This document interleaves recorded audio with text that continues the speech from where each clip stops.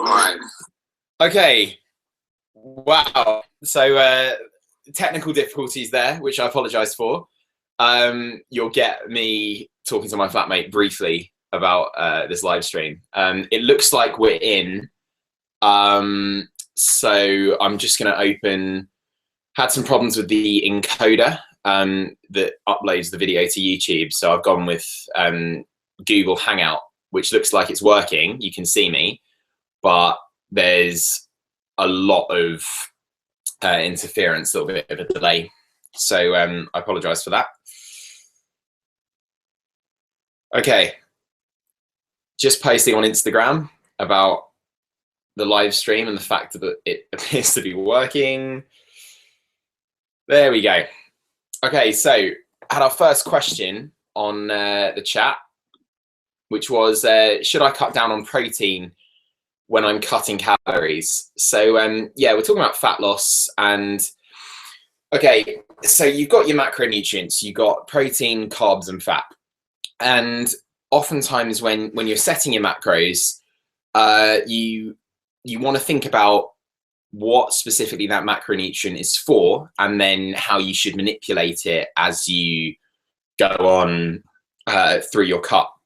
So protein and fat are essential macronutrients, as in there's a certain amount that you need in a day to sustain life processes, right? So protein, you need it for growth, repair, cellular health, immune support, and that sort of thing. And you need a certain amount per day based on your lean body mass. Fat, you need it for hormones and skin health, bone health, endocrine system, that sort of thing. And carbs, you need. I mean, you don't need carbs in that they're an energy source, and you can go into ketosis and survive without them. But in general, for a healthy, balanced diet, you need at least, it's around 60 grams of carbs for optimal brain function. And wherever your macros are, as you go through your cut and you start reducing calories, the obvious place to take them from is carbs, because they're they're an energy source, but they're not essential, right? So let's say you keep cutting carbs as you're cutting calories. Should you be taking from fat or protein? With protein, like I said, there's a certain amount that you're going to need. So if you are in a huge surplus of protein, then you might be able to take a few calories. But by and large, you should have calculated how much protein you need at the start of your cut, and then that should remain the same. And I'm of the opinion that whether you're bulking, cutting, maintaining, whatever you're doing, your protein should stay the same, because it's the protein that you need to maintain and grow lean tissue, right? And the goal should always be to build muscle or maintain muscle. So what I'd say is you should be getting at least 1 gram of protein per pound of body weight per day, at least. And some studies have shown that 0.8 grams per pound is okay. Some suggest that it should be closer to 1.2, 1.5 grams per pound when you're cutting. But as a ballpark, let's go with 1 gram per pound of body weight, okay? And I'm talking lean body weight. So if you're like super, super overweight, let's say you're like 250 pounds, like, I don't know, 30% body fat, then you want to work out your lean mass. There are calculators online on like bodybuilding.com. Let's say your lean mass is, I don't know, 180 pounds, 170 pounds, something like that. A gram per pound would mean that you were getting 170, 180 grams of protein per day. And whether you were bulking or cutting, I would set that and then I would keep it there at that level. That's just one of those things that shouldn't change.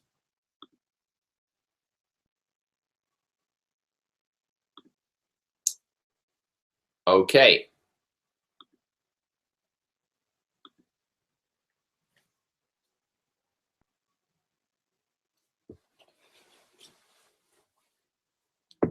Having a few problems with the live stream again.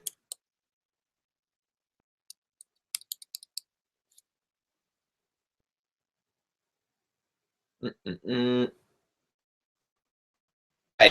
I've just actually come through my Instagram, which is, do you need to be taking steroids when you cut? Do you need to be taking steroids, period? No. Here's the thing with performance enhancers. There are a lot of people in the industry in general, lots of, again, I'm not mentioning any names, but very high up celebrity fitness model type people who will claim to be natural. But if you look at their FFMI, and actually on the list of my videos on the right, there should be a video called like about FFMI, fat-free mass index, that will explain what I'm talking about here. But it's basically there are some people that are so large with such a low body fat percentage they can't not be using drugs, and they have used drugs to get the physique that they're at. But what I will say is I'm 100% natural, and you only have to like Google natural bodybuilding show and just look at the condition that some of these guys have achieved. If you work hard enough, I mean, once you start getting below about 8% body fat, the body starts to become increasingly difficult to lose. Like each percent suddenly becomes a lot harder because basically you're fighting the body's kind of natural urge to hold on to fat as a storage source, right? As a store of energy. So what I would say is, yeah, I mean, you can totally get down to, I mean, there's these guys getting down to like 4% body fat for some of these shows, and they do it totally naturally. And it's basically, if you're in a caloric deficit, i.e. you're burning more calories through your training and than you're consuming, than you're eating, you are going to lose fat, and you'll lose fat irregardless of what other exogenous hormones you're putting into your body. Does high testosterone, for example, help with body composition? Yeah, of course it does.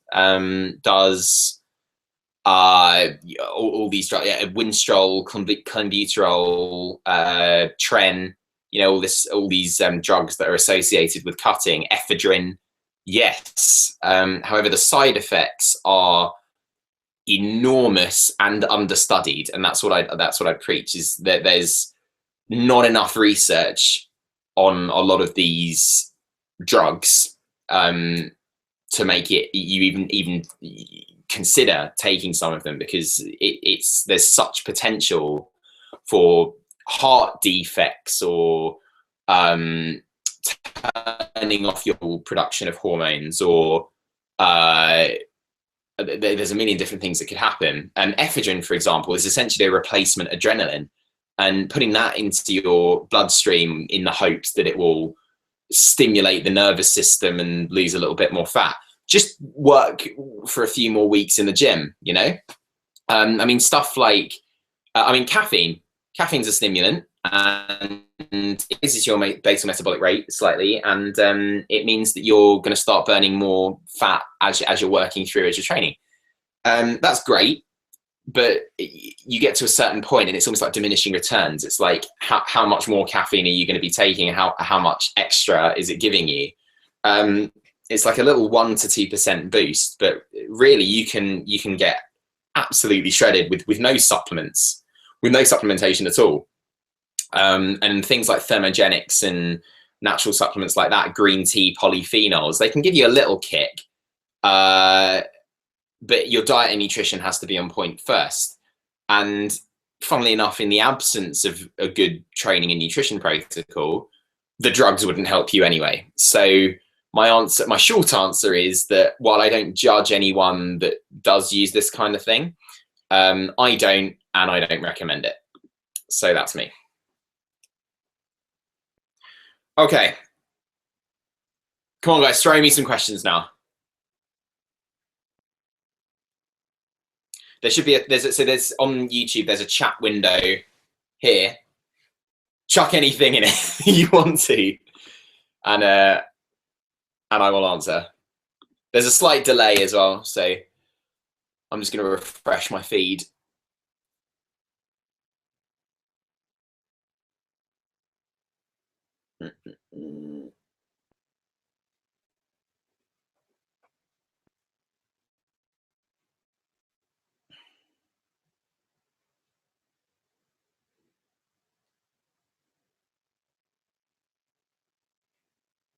think we're still live.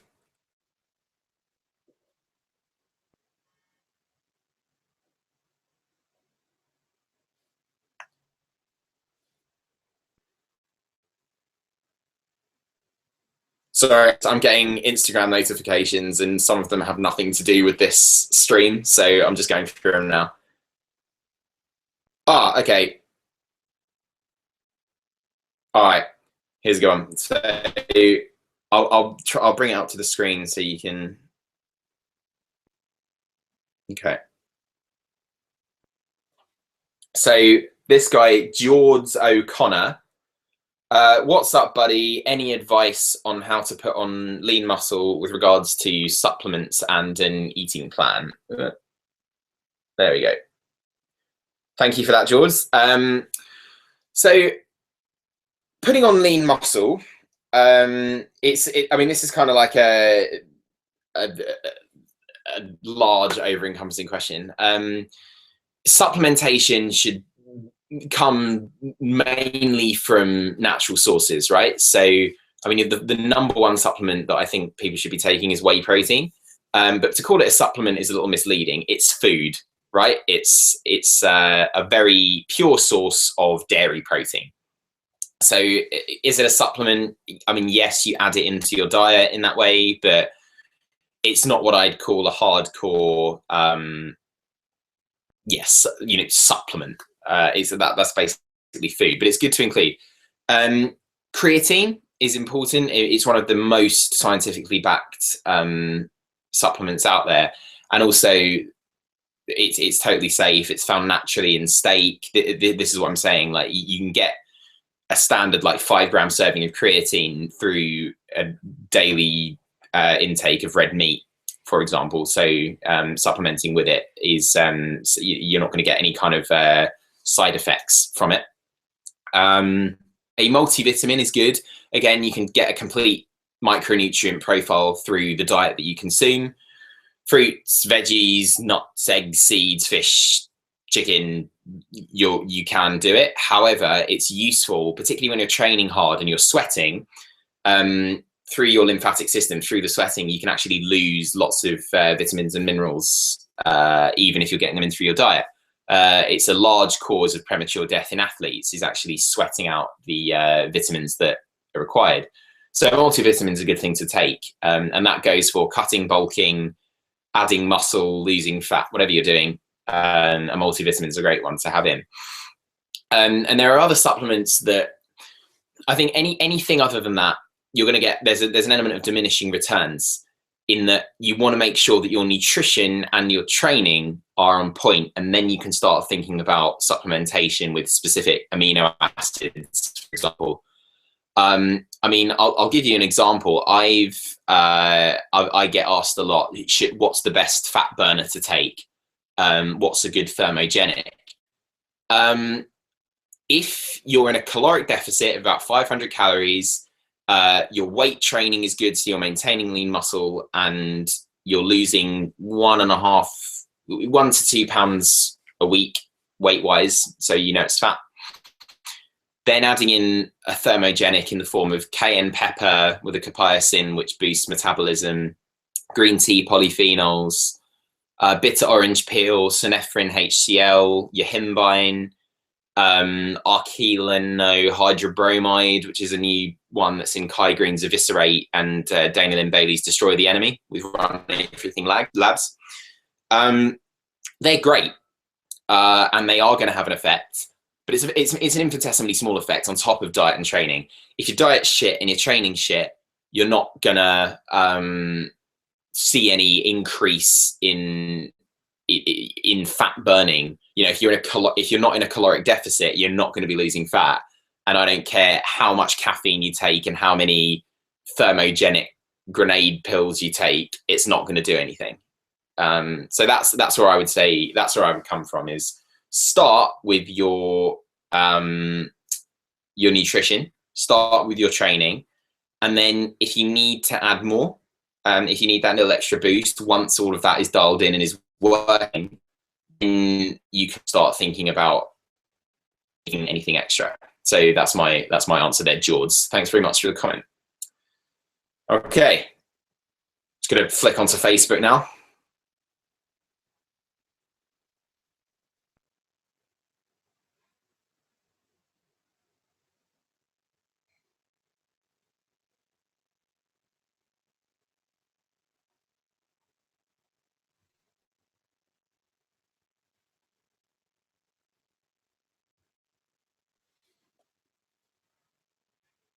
Ah, here we go. Okay, what's ultrasound body fat measurement? Oh, okay, so I posted a picture. Let me see if I can. I should be able to throw it up to you there. Nah, okay. This this live stream, the technology is still. I mean, you can tell that it's a beta. The technology is a little bit off, but okay. So I posted this picture yesterday, which is my current conditioning now. I think I called it like Friday's conditioning or something like that. What sort of body fat percentage is that? I mean, I ultrasounded at 6.3, and that was 3 weeks ago. So there, I'm thinking I've probably gone into the sort of 5% range. But then I was asked on my Facebook page by Tracy Pennington, yeah, what is ultrasound body fat? Well, Tracy, at my studio in Canary Wharf, is called Body Reform.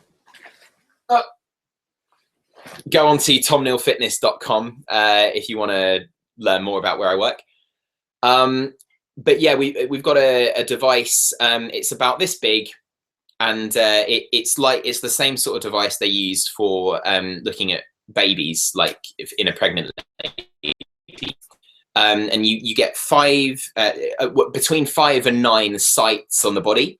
So there's like under the chest, back of the arm, under the lat, stomach, leg. There's like a couple of sites, and they set you up like it's plastic surgery. They like put on a X with a biro kind of thing, and then they kind of buzz over it with this ultrasound device, and what it does is give you a readout of essentially what's under the skin, right? So you've got your skin, you've got a layer of subcutaneous water, you've got adipose tissue as body fat, you've got muscle, and then you've got skeleton and connective tissue, and it kind of shows you a map like that. And what it does then is, and this is why it's accurate, regardless of what, like if you've had a big meal, if you've had a high sodium meal, so you're bloated, if you've just eaten or if you fasted, if there's loads of subcutaneous water and you're holding a lot of water, or you're super shredded and dehydrated and there's no subcutaneous water at all, it will give you the same result on body fat, because it's just penetrating all that. It's just looking at how big is this pocket of body fat in those 9 different places, and then finding an aggregate score with your height and your weight and your age and your gender. And the reason it's good is because using other methods of testing body fat, like calipers or water weighing, not so much water weighing, that is quite accurate, but yeah, calipers, a freaking ruler, pinch test, that sort of thing, they are highly inaccurate. And I can get body fat calipered and then drink a load of water and milk and then get it done again, and I'll have like a 3 or 4% higher body fat reading, and it will just be because I've eaten more and there's a bit more subcutaneous water. So the ultrasound enables you to so track your body fat, but track it consistently, and you don't have to worry about what time of the day it is or anything like that. It's literally the body fat you're holding is the body fat that it shows up, and you get a little report, like a metrics. I'll bring it up, like a metrics report on what your body fat percentage is. And yeah, it's just a really useful way of keeping track of things. How far back it was. that I uploaded it. So you see, there's like 9 weeks ago. So I'm still looking cut, but obviously not as lean as I am now. I mean, it's just you just have to look at the front of the abs, and particularly the lower abs, because on guys that's the last place that you hold fat, is like the lower abs, genetically speaking, in general. And then for women, it's hips and thighs. Let's have a look. There we go. Okay, so you get there's a metrics report, and it tells you, you know, where you are on the scale, and where does it say BMI? Yeah. So this was 10 weeks ago, and this is at 6.8. There you go, 6.8%. And then I tested again at 6.3 about 3 weeks ago. I didn't upload that because I'm not just constantly uploading my metrics to social media, but that's where I was. Went on holiday to New York, which was fantastic, but I was following an if it fits your macros approach to my diet, and I actually lost 1.5 pounds while I was doing that, which was fantastic.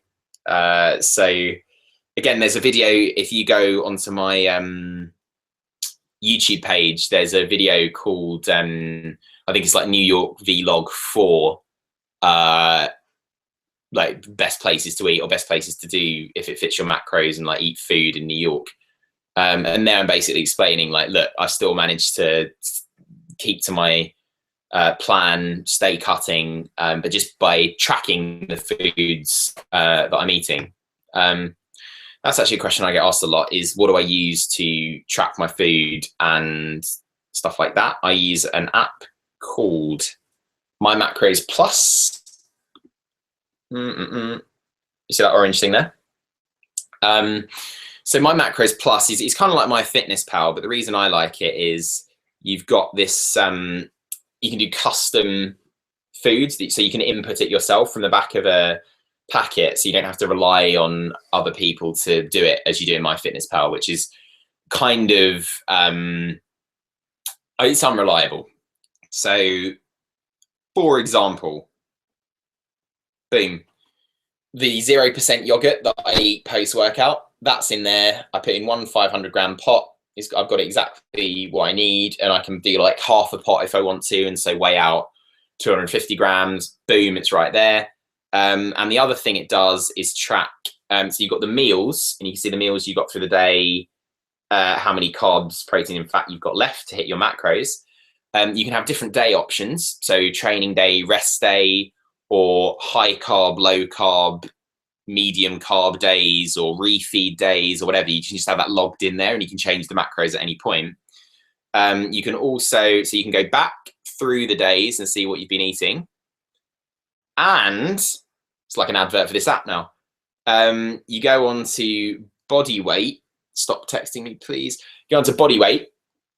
And so you can track your body weight measurements day to day, which I do. I weigh every day in the morning. I urinate to make sure it's kind of flatlined, and then I weigh myself.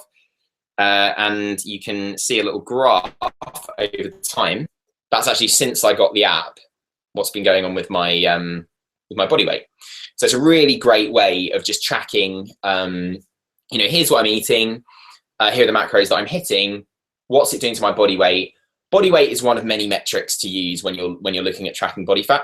I mean, ultrasounding is obviously the best way of doing it, but and weight's difficult because, you know, the goal should always be body recomposition. It should be to maintain and add muscle while you're losing body fat. And so, I mean, oftentimes at the end of particularly if you've got a relative beginner hitting the health and fitness scene, they'll often end up heavier than they were when they started, but their body composition is better. So let's say they start out at 170 pounds and 15% body fat, and then they end up at like 180 pounds at 5% body fat.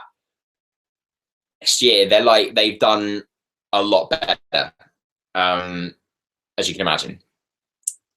So yeah, that's, for me though, my FFMI is actually 24.9. So adding muscle is quite difficult for me at this point. Genetically speaking, I shouldn't be able to do much more.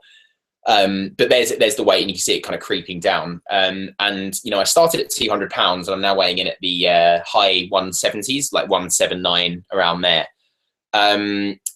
So that's it's getting on for 30 pounds of fat loss.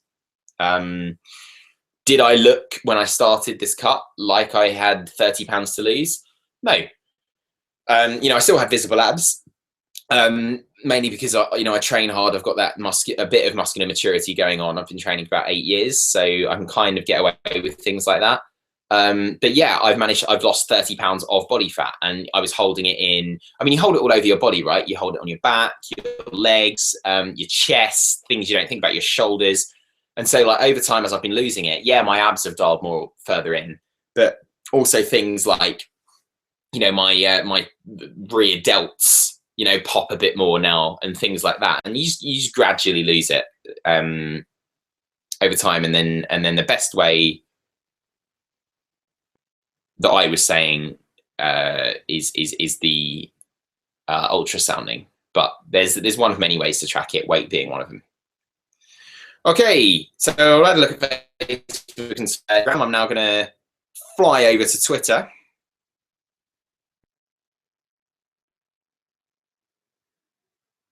Let's have a look. Okay, no fucking wonder. My Wi-Fi is not connecting. Come on.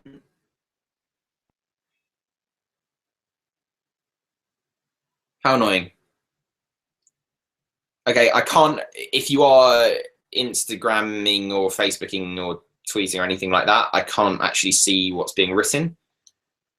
Maybe, okay. Let me check the YouTube stream again.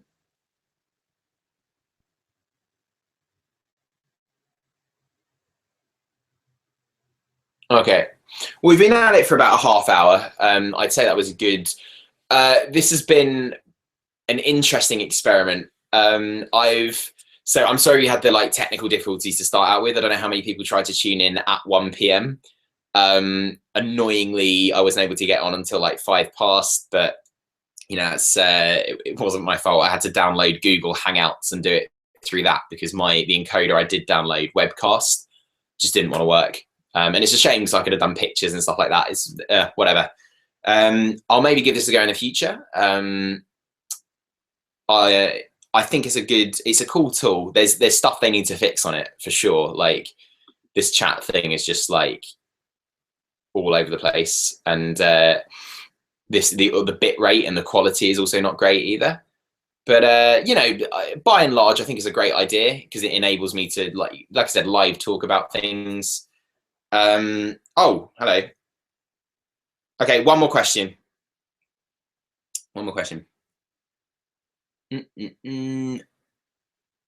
This guy, OM Guru Data, asks, shredded inspiration, thank you. I'm interested in your opinion of Rich Piana's 30 pounds of muscle in 90 days YouTube program starting in January. What do you think? Well, I think any commitment to any sort of program or like fitness regime is going to be good.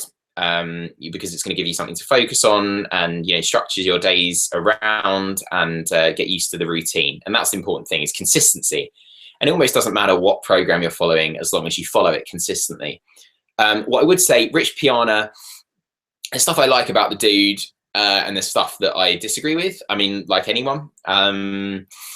I quite like his supplement line. I think Kill It's a fantastic pre-workout. I think All Day You May is a great amino supplement. I think a lot of what he says is great. He tends to keep it real, which I appreciate. And he'll say straight up, like, he's on steroids, he's used synthol, things like that. He'll be honest about it. As for his training style, I think, I mean, I agree with him. I'm very much in his camp that volume is important and you've really got to put in the hours. And also the fact that you've got to eat is very important. However, I haven't actually seen the program yet. I don't think he started uploading the videos to his, I think it's All Day You May is the YouTube channel or something like that. Or 5% Nutrition, whatever it's called. I'm sure he'll be uploading them to them. His thing where you do like 8 hours of arm workout and things like that is unnecessary. And again, like, is it overtraining? There's overtraining is a chronic condition. I mean, you're probably, if you think you're overtraining, you're probably just under eating or under sleeping. But a lot of Rich Piana's, you know, he's a very experienced guy, and I'm not sure it would be applicable for beginners / intermediates. I mean, this is the other thing, is following any program, following it, I mean, it's not going to be optimized for you. It's going to be a generalized program. And, you know, in my opinion, there is no such thing as a generalized program. So if Rich Piana's 30 pounds of muscle in 90 days is going to work for Jimmy Struthers, and it's going to, you know, Jimmy's making some great gains on it, it might be too much volume for you, Omar, or it might be not enough volume for you. You know, you don't know. It's, and you know, the macros on that might be too high, might be too low. It's, there's no such thing as a general.